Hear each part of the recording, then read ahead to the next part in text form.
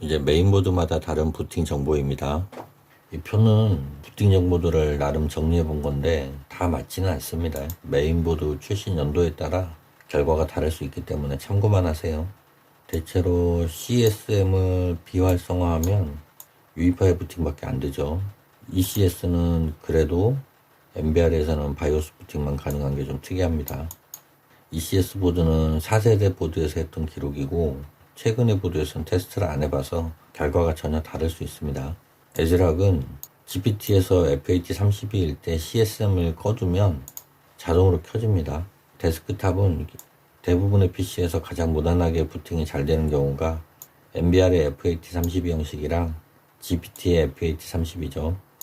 앞에 영상들에서 PE 부팅용 파티션을 만들 때 두 개의 파티션을 나누고 MBR의 FAT32로 만든 이유가 바로 이겁니다. 부팅만 FAT32로 하고 데이터는 속도가 빠른 NTFS로 놓는 게 가장 좋습니다. 부팅할 때도 가급적 UEFI로 부팅하는 게 속도가 빠르고 GPT의 FAT32 파티션을 배치하는 게 나을 수도 있습니다.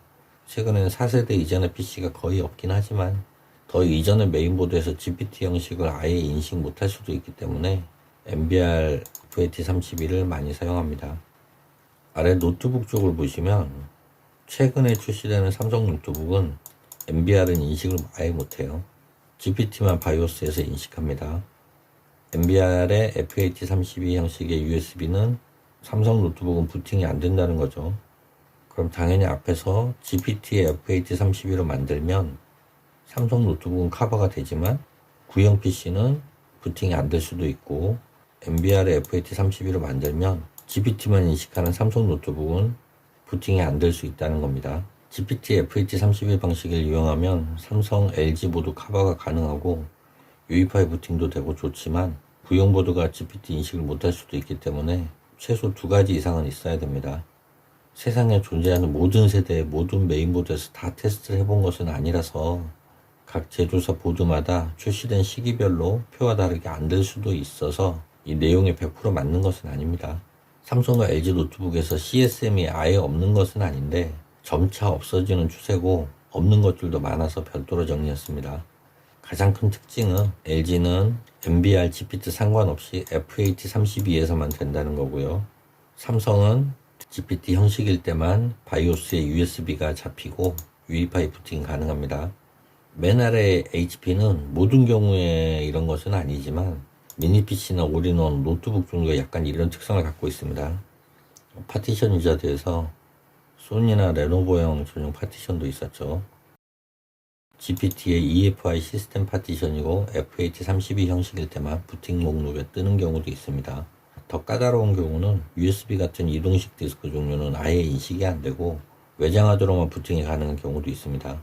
이런 문제 때문에 윈투고가 한동안 주목받았던 적도 있었고 루퍼스에도 윈투고 제작 기능이 아직 있지만 마이크로소프트에서는 윈투고 기능을 삭제한 상태입니다. 외장하드의 또 다른 단점은 전원 부족으로 인한 USB 인식 문제가 소형 USB보다 빈번하고 부피도 더 큰데 인식까지 잘 안 되니까 귀찮죠. 웬만한 것은 PE로 다 되기 때문에 서브용, 정비용으로 상대적으로 USB 이동식 디스크를 많이 선호합니다.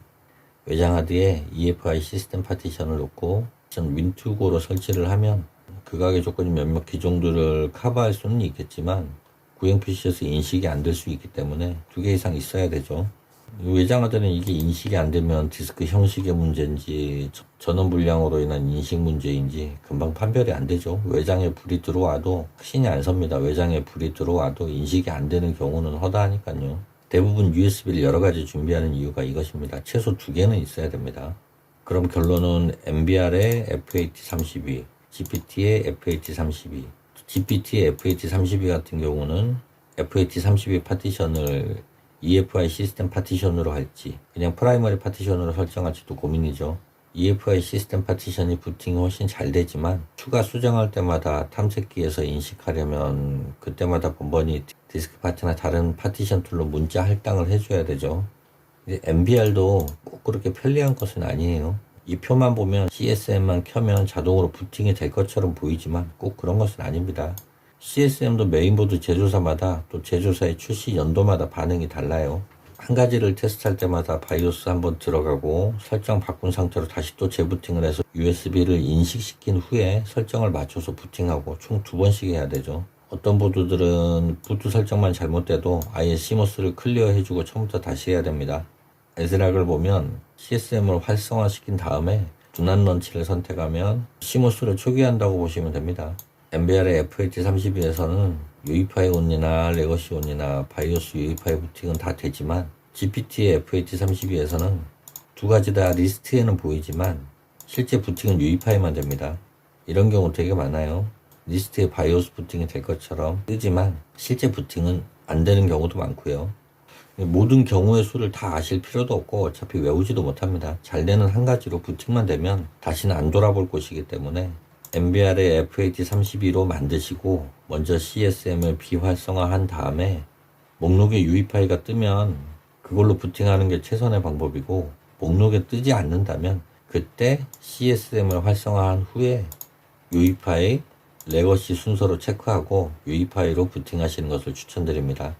뜬금 잘 되던 PE가 어떤 PC 앞에서 아예 부팅이 안 되면 난감하죠. 왜 USB로 부팅이 안 될까 이유가 쉽게 안 찾아지는 이유는 GPT NVR 경우의 수 2가지, FAT32 NTFS 경우의 수 2가지, CSM 활성과 비활성, CSM 활성도 메인보드마다 보통 3가지 정도씩 있습니다. 이 명칭은 각각 다르지만 리거시 UEFI, 리거시 N UEFI 명칭이 각각 다르죠. 이렇게 따지면 경우의 수가 4가지. 이것들을 다 곱하면 총 16가지나 됩니다. 부팅용 USB를 엉뚱하게 제작하면 16가지 경우의 수 중 어떤 것인지 다 해보면서 찾아야 하고 이 원인을 초급자들이 루퍼스로 찾아내긴 어렵겠죠. 아예 부팅이 안 되는 조합에 걸리면 다 해봐도 안 될 테고 그냥 단순 인식 문제인지 애초에 인식이 안 되니 알 길이 없습니다. 이럴 땐 부팅이라도 되는 컴퓨터라면 앞에 소개한 일회성 부팅을 사용하는 게 최선의 방법입니다. FAT, NTFS를 FAT 한 가지로만 줄여도 8가지로 바뀝니다. 8가지도 결코 작은 숫자가 아니죠. 한번 세팅할 때마다 2번씩 재부팅을 해야 되니까 총 16번의 재부팅입니다.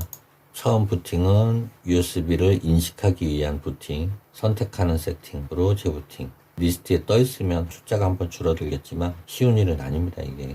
특히나 누군가 보고 있는 상태에서 부팅을 시키려고 찾는데 안 되면 정말 난감하고 민망하겠죠.